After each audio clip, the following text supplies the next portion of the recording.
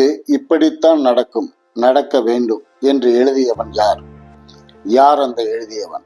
இந்த எழுதிவிட்டான் என்ற பேச்சு யுகம் யுகமாய் நம்மிடம் நிலவிக் கொண்டிருந்தாலும் சத்தியமாய் எழுதியது யாமோ சூசுவோ இல்லையே. பின் எழுதியவன் குறித்து பூமியில் நிலவுவது எப்படி? மெல்கி குழம்பினார்.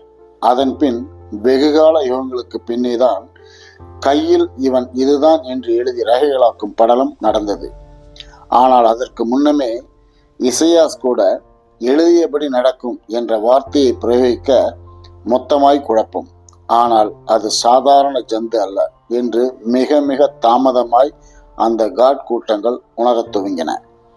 அதாவது புதைத்த ஜந்துக்களின் வாரிசுகள் 5 தலைமுறைக்கு தேவையான ஜந்துக்கள் உருவானால் முதல் 5 புதைக்கப்பட்ட இடத்தில் தோண்டி வழிபாடுகள் செய்து 4 தலைமுறையும் எலும்புகளை புரட்டி ஆளுக்கொன்றாக எடுத்துக்கொண்டு தங்களின் உடம்போடு அதை பிணைத்துக் கொள்வார்கள்.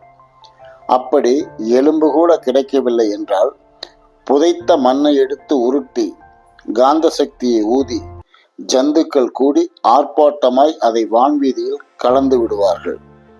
இப்போது ஜந்துக்கள் 5 தலைமுறை கொண்டவர்கள் அனைவரும் கூடினர். தங்கள் முன்னோர்களின் இடங்களை தோண்டி எலும்புகள் சேகரிக்க உற்சாகத்தோடும் கூக்குரலோடும் மீதி ஜந்துக்கள் உருண்டை உருட்ட தோண்டப்பட்ட அடிமைக்கு வாழ்வழித்து தன் மூச்சை கொடுத்துவிட்டு தங்களை விட்டு அகன்ற அந்த கிளஜந்துவின் கல்லறையை அவரின் சந்ததியினர் கண்ணீர் மல்க பார்த்து எலும்புதான் இல்லை, மண் பிடித்து உருட்டுவோம் தோன்றினர். அடுத்த கணம் ஒட்டுமொத்த ஜந்துக்களும் அலறி ஓடின. நேற்று புதைத்தது போல் அந்த கிழட்டு ஜந்து அங்கே இருந்தது.